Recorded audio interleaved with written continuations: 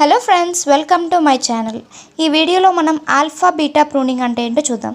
ఈ alpha beta pruning అనేది ఏంటంటే మిన్మాక్స్ అల్గోరిథంకి మోడర్న్ వర్షన్.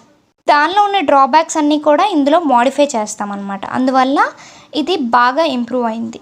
ఇక్కడ మిన్మాక్స్ అల్గోరిథంలో ఏంటంటే మనము సర్చ్ చేసేటప్పుడు ఒక డెప్త్ ఫస్ట్ సర్చ్ యూజ్ చేసుకొని ఒక ట్రీని సర్చ్ చేసాం కదా, దాన్ని number of states, game states అనేవి చూసుకుంటూ వచ్చాం.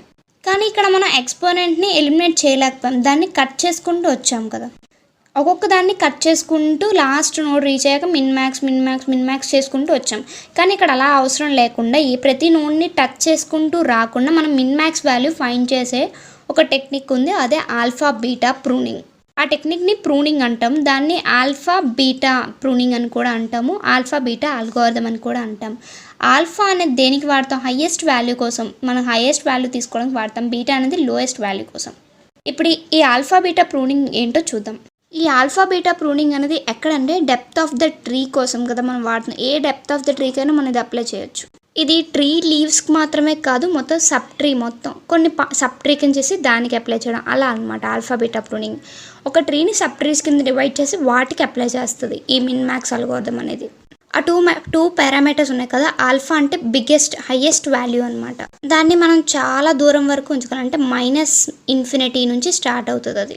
సో దీన్ని మ్యాక్సిమైజర్ అని కూడా అంటాం. బీటా అనేది లోయెస్ట్ వాల్యూ. ఈ బీటా అనేది మినిమైజర్. ఇక్కడ ఇనీషియల్ వాల్యూ ప్లస్ ఇన్ఫినిటీ నుంచి స్టార్ట్ అవుతుంది. ఈ ఆల్ఫా బీటా ప్రూనింగ్ అనేది ఏంటంటే మిన్మాక్స్ అల్గోరిథం లానే ఉంటుంది, కాకపోతే కొన్ని డిఫరెన్సెస్ ఉంటాయి. కానీ ఈ మిన్మాక్స్ అల్గోరిథంలో ఏంటి, ప్రతి నోడ్ని రిమూవ్ చేసుకుంటూ పైకి వెళ్తాం కదా ఫైనల్ డెసిషన్ కోసం. ఇక్కడ అలా కాదు, అది స్లోగా జరుగుతుంది మిన్మాక్స్ అల్గోరిథం అనేది. అదే ఆల్ఫా బీటా ప్రూనింగ్ అనేది ఈ అల్గోరిథం యూజ్ చేసి మనం సేమ్ మిన్మాక్స్ వాల్యూ ఫైండ్ చేస్తే చాలా ఫాస్ట్గా జరుగుతుంది ఈ అల్గోరిథం అనేది. ఈ ఆల్ఫా బీటా ప్రూనింగ్కి కొన్ని కండిషన్స్ ఉన్నాయి. ఆ కండిషన్ ఏంటి అంటే ఆల్ఫా అనేది ఎప్పుడు > బీటా ఉండాలి. ఆల్ఫా అంటే ఏంటి, హైయెస్ట్ వాల్యూ కదా, సో అది ఎప్పుడు బీటా కన్నా హైగా ఉండాలి. అప్పుడు ఈ కండిషన్ సాటిస్ఫై అయితే మనకి మిన్మాక్స్ అనేది ఈజీగా ఫైండ్ చేయొచ్చు. దీనికి కొన్ని కీ పాయింట్స్ ఉన్నాయి, అవి గుర్తుపెట్టుకోవాలి ఎప్పుడు. ఇక్కడ మ్యాక్స్ ప్లేయర్ ఏం చేస్తాడంటే ఆల్ఫా వాల్యూని అప్డేట్ చేస్తూ వస్తాడు, బీటా వాల్యూని అప్డేట్ చేస్తుంది మిన్ ప్లేయర్ అనమాట. మిన్ ప్లేయర్ ఓన్లీ బీటా వాల్యూని అప్డేట్ చేస్తాడు, మ్యాక్స్ ప్లేయర్ ఓన్లీ ఆల్ఫా వాల్యూని అప్డేట్ చేస్తాడు. ఇందులో బ్యాక్ ట్రాకింగ్ అనేది జరుగుతుంది అని చెప్పాం కదా, అది ఎప్పుడు జరుగుతుంది అంటే ఆ నోడ్ వాల్యూస్ అనేవి అప్పర్ నోడ్ వాల్యూస్కి పాస్ అవుతాయి కదా, అప్పుడు జరుగుతుంది. అంటే ఆల్ఫా బీటా వాల్యూస్ బదులుగా ఈ నోడ్ వాల్యూనే పాస్ అవుతుంది అప్పర్ నోడ్స్కి. పైకి వెళ్ళేటప్పుడు ఆల్ఫా బీటా వాల్యూస్ పాస్ అనేది జరగదు, అదే కిందకు వచ్చినప్పుడు ఆల్ఫా బీటా వాల్యూసే పాస్ అవుతాయి చైల్డ్ నోడ్స్కి. దీని సూడో కోడ్ చూద్దాం.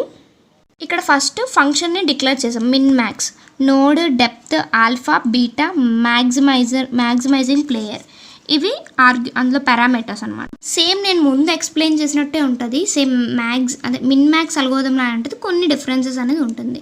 ఇఫ్ డెప్త్ ఈక్వల్స్ టు 0 అయితే నోడ్ టెర్మినల్ అయిపోద్ది, so return static evaluation of నోడ్ని రిటర్న్ చేసేస్తుంది. If maximizing player then max eva -∞ నుంచి స్టార్ట్ అవుతుంది. For each child of node do ఏం చేయాలంటే eva minimax of child depth -1 alpha beta false. Next max evaluate max of max evaluate alpha. First మనం ఇక్కడ వరకు same path ఎలా ఉందో అలానే వచ్చింది. ఇప్పుడు ఆల్ఫా మ్యాక్స్ ఆఫ్ ఆల్ఫాలో ఉన్న maximum values max of alpha max ఇవా, అది ఆల్ఫాలో సేవ్ అవ్వాలి. ఇఫ్ బీటా అనేది ఆల్ఫా కన్నా తక్కువ ఉందంటే ఆగిపోతాం. అప్పుడు రిటర్న్ ఏం చేస్తాం, మ్యాక్సిమం ఆఫ్ ఎవల్యూషన్ ఫంక్షన్ని రిటర్న్ చేసేస్తాం, అదే మ్యాక్సిమం ఎవల్యూట్ వాల్యూని రిటర్న్ చేసేస్తాం. అలా కాలేదు అంటే ఎల్స్ మినిమం ఎవల్యూట్ +∞.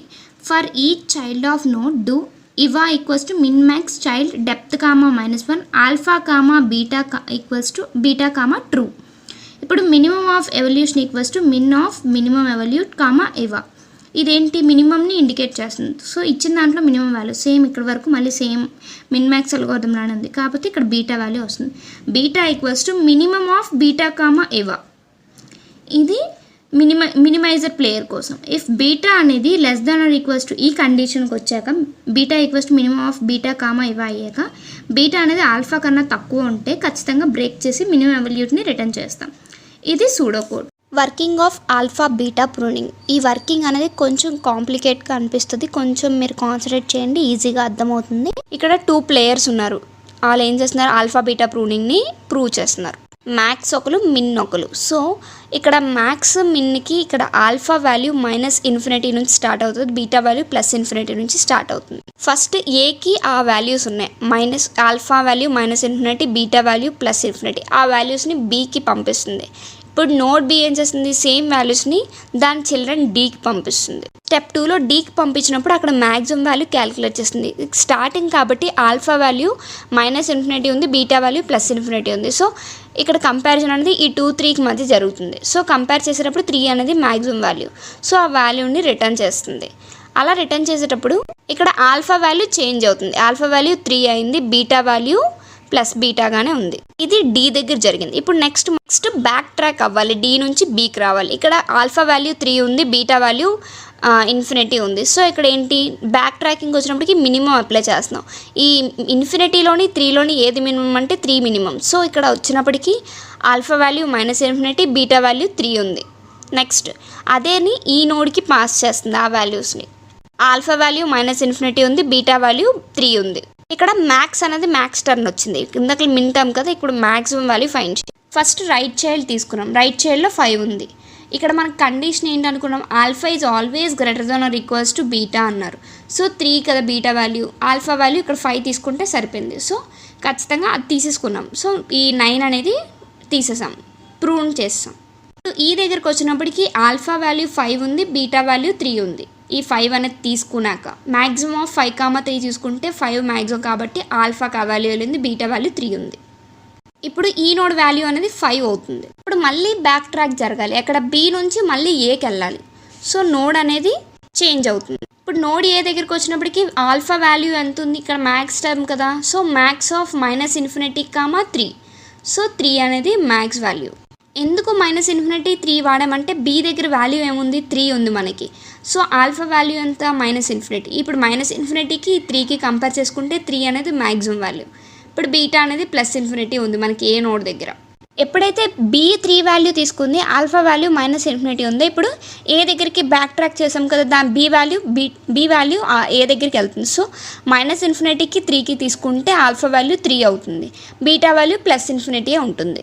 ఇప్పుడు ఆల్ఫా = 3, బీటా = +∞ని నెక్స్ట్ దానికి పంపిస్తుంది. ఆ సక్సెస్ నోడ్ ఏంటి, సి నోడ్కి పంపిస్తుంది. ఇప్పుడు సి దగ్గర ఆల్ఫా వాల్యూ 3 ఉంది, బీటా వాల్యూ +∞ ఉంది. సేమ్ వాల్యూస్ని ఎఫ్కి పాస్ చేస్తుంది. ఎఫ్కి పాస్ చేయగానే ఆ వాల్యూస్ని దాని చైల్డ్స్తో కంపేర్ చేసుకుంటుంది. మ్యాక్స్ ఆఫ్ 3, 0 చెక్ చేసుకుంటే 3 వచ్చింది, 3, 0 తీసుకున్నాం ఎఫ్ దగ్గర. అప్పుడు నెక్స్ట్ రైట్ చైల్డ్తో కంపేర్ చేసాం, అప్పుడు 3, 1 ఏది తీసుకుంటాం, 1 అనేది హైయెస్ట్ కాబట్టి ఎఫ్కి 1 వాల్యూ తీసుకుంటాం. ఇప్పుడు ఆ ఎఫ్ తీసుకున్న వాల్యూని సికి రిటర్న్ చేస్తుంది. అప్పుడు ఎఫ్ దగ్గర ఉన్న 1 వాల్యూని సి దగ్గర ఏముంది, ఆల్ఫా = 3 ఉంది, బీటా +∞ ఉంది. సో బీటా అనే వాల్యూ 1 అవుతుంది, ఎందుకంటే ఎఫ్ వాల్యూ సికి పంపిస్తున్నాం కాబట్టి. ఇక్కడ బీటా వాల్యూ చేంజ్ అయింది. మీకు ఈ స్టెప్స్ అర్థమైపోయినా ఆ డయాగ్రామ్ చూడండి, మీకు ఈజీగా అర్థమవుతుంది. సో ఇక్కడ మినిమం పాటించాలి, ∞, 1. సో 1 అనేది మినిమం వాల్యూ. అప్పుడు సి దగ్గర మనకి ఆల్ఫా = 3 ఉంది, బీటా = 1 ఉంది. ఇక్కడ కండిషన్ సాటిస్ఫై అయిందా లేదా చూడాలి. ఆల్ఫా అనేది ఎప్పుడు బీటా కన్నా ఎక్కువ ఉండాలి. సో కండిషన్ కూడా సాటిస్ఫై అయింది. ఇప్పుడు జీని ప్రూవ్ చేస్తాం, కండిషన్ సాటిస్ఫై అయ్యే వరకు చూస్తాం, జీని ప్రూవ్ చేసేస్తాం. ఆ జీ సబ్ట్రీని మనం క్యాలిక్యులేట్ చేయట్లేదు, సికి అక్కడ ఆగిపోయాం. ఇప్పుడు 8th స్టెప్ చూస్తాం, ఆ 1 వాల్యూ ఏకి పంపిస్తుంది. అప్పుడు ఏం చేస్తుంది, మ్యాక్స్ ఆఫ్ ముందు దాని వాల్యూ ఆల్ఫా = 3 ఉంది, బీటా +∞ ఉంది కదా. సో ఇప్పుడు 1 దానికి పంపించినప్పుడు 3, 1లో మ్యాక్స్ చూసుకుంటుంది, 3 ఉంచుతుంది. సో ఫైనల్ మన గేమ్ ట్రీ అనేది ఏంటంటే మనకి ట్రీలో నోడ్స్ అనేవి కనిపిస్తున్నాయి. ఇక్కడ ఆప్టిమల్ వాల్యూ అనేది ఏంటంటే 3, ఎందుకంటే ఎక్కడ చూసినా ఏ వాల్యూ అనేది చేంజ్ అవ్వకుండా 3 అనేది ఉంది. ఎక్కడెక్కడ ఏ దగ్గర 3 ఉంది, బి దగ్గర 3 ఉంది, డి దగ్గర 3 ఉంది. ఇది ఒక పాత్. సో ఇది ఆల్ఫా బీటా ప్రూనింగ్కి ఎగ్జాంపుల్. దీని ఆర్డరింగ్ ఎలా ఉంటుంది ఆల్ఫా బీటా ప్రూనింగ్లో అని చూస్తే ఇది 2 టైప్స్ ఆఫ్ ఆర్డరింగ్ ఉంది, వర్స్ట్ ఆర్డరింగ్, ఐడియల్ ఆర్డరింగ్. దీని ఆర్డర్ మీద కదా డిపెండ్ అయి ఉంటుంది ఎలా చెప్తున్నాము, ఎఫెక్ట్ ఎలా ఉంది అని చెప్పడానికి. సో ఈ ఆర్డరింగ్ అనేది 2 టైప్స్ ఉంది, వర్స్ట్ ఆర్డరింగ్, ఐడియల్ ఆర్డరింగ్.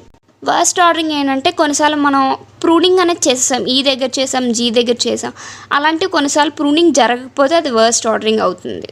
అలా ప్రూనింగ్ జరగకుండా ఉంటే అది మిన్ మ్యాక్స్ అల్గోరిథమే కదా. సో ఇదొక వర్స్ట్ ఆర్డరింగ్ అని చెప్పొచ్చు. టైం టేకింగ్ ప్రాసెస్ కూడా ఎక్కువ ప్రూనింగ్ చేయకపోతే. అలాంటి ప్రూనింగ్ని వర్స్ట్ ఆర్డరింగ్ అంటాం. దీని time complexity order of B⁻m.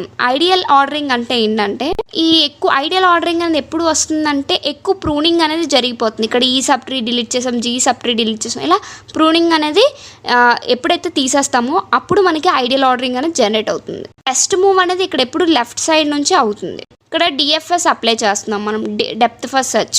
డీప్కి వెళ్ళే కొద్దీ మనం ట్వైస్ చేస్తున్నాం. ఈ depth first search left to right అనేది వెళ్తుంది కదా. ఇక్కడ ఏంటి ట్వైస్ జరుగుతుందంటే మిన్మాక్స్ అల్గోరిథం మనం ఈ సెర్చ్ చేసే టైంలోని మిన్మాక్స్ అల్గోరిథం కన్నా ఇది ట్వైస్ ఫాస్ట్ అవుతుంది. అది ఐడియల్ ఆర్డరింగ్ అనమాట. ఇందులోని కాంప్లెక్స్ ఐడియల్ ఆర్డరింగ్ ఆర్డర్ ఏంటంటే ఆర్డర్ ఆఫ్ B⁻m/2.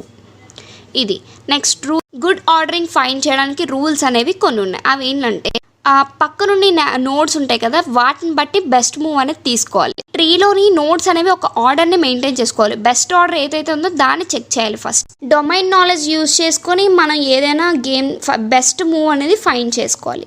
చెస్ ఉంది అంటే ఏ మూవ్ చేస్తే కరెక్ట్గా అవుతుంది, అలా మంచి మూవ్ అనేది చేయాలి. దాన్ని ఫార్వర్డ్ మూవ్ అని చేయొచ్చు, బ్యాక్వర్డ్ మూవ్ అని, ఏదైనా కరెక్ట్గా డొమైన్ నాలెడ్జ్ యూజ్ చేసి మూవ్ అనేది చేయాలి. ఒకవేళ కొన్నిసార్లు పాసిబిలిటీ ఉంటే స్టేట్స్ని రిపీట్ చేయొచ్చు కూడా. ఇవి రూల్స్ అనమాట ఆర్డరింగ్లోని. Thanks to all my subscribers. Thanks for watching my video.